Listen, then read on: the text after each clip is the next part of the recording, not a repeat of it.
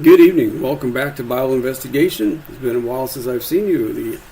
My name is Tim Tagami. I'm one of the members here at the 70 West Church of Christ in Hot Springs, Arkansas. Thank you for being here. Let's jump right into it. Good question tonight. If a girl or woman is raped and is offered the morning after pill as part of her treatment, is that the same as an abortion? So let's talk about this for just a moment.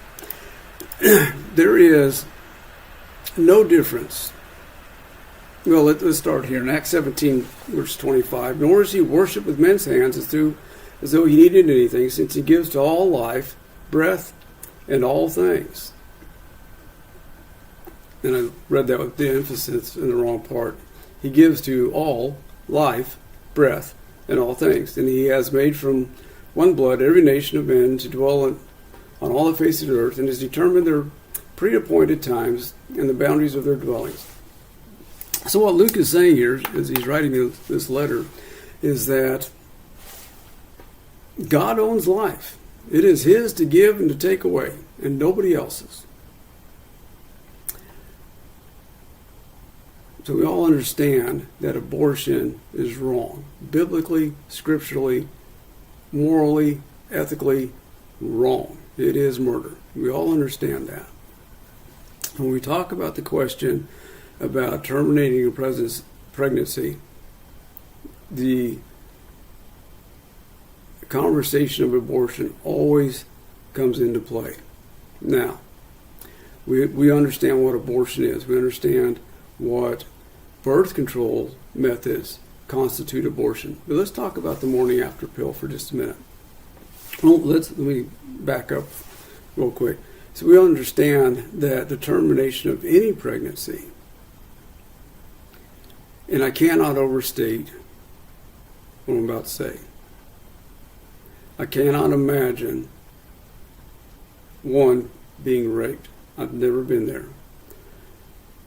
It is horrific. It is tragic. In my opinion, it should be a capital crime. And you understand what that means.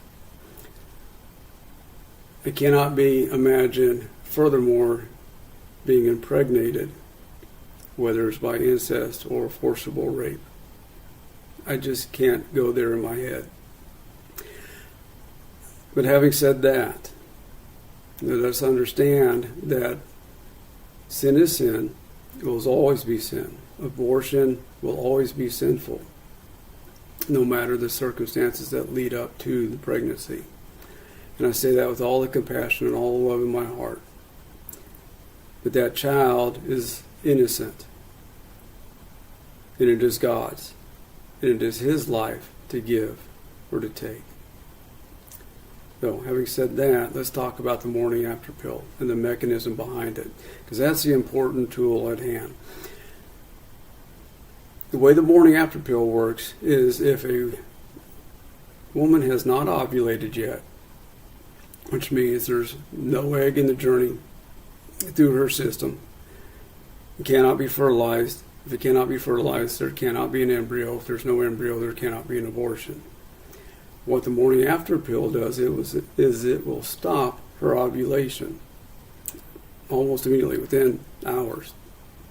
So that egg never gets released, so the opportunity for fertilization is gone. If she's already gone through ovulation, the egg's already been released, morning after pill doesn't do anything. It doesn't stop the pregnancy. It just doesn't work. The risks are there. It is called emergency contraception for a reason. It may or may not work. And it all depends on the timing of her ovulation. And that's all it does, is it stops her from releasing that egg cell into her system where it can be fertilized. So, no, morning after pill does not constitute an abortion. It does not stop the life of that embryo. It just stops the fertilization of an egg. So that's not part of the conversation. I would not have any problem with that. But again, let's go back to the larger question, is that abortion will always be abortion, and abortion will always be sin. And I hate to say this for the sake of those that have gone through the pain and the suffering and the trauma and the PTSD that comes afterwards from being the victim of one of these crimes. But we have to keep in mind that that child is still pure, it is still God's, it is still a life that He has granted. Again, we want to thank you for joining us for Bible Investigation. Join us every weekday night at 9 p.m. If you have questions you would like answered, please drop them to that email address on your screen, and we will be more than happy to run them one evening. Man, I stumbled all over that one. You know what I'm trying to say. Send in your questions. We will address them. If you are in the Hot Springs area, we would love to have you join us. As always, we're thankful that you've joined us for this session. If you would join us in the mornings, every morning, 7 days a week, for 2 minutes in the morning, just a great way to get your mind started on God before we join into our work day or our school day. The QR codes on your screen are some links to some additional resources. For the 70 West congregation, speaking upon for everybody, we would love to have you join us.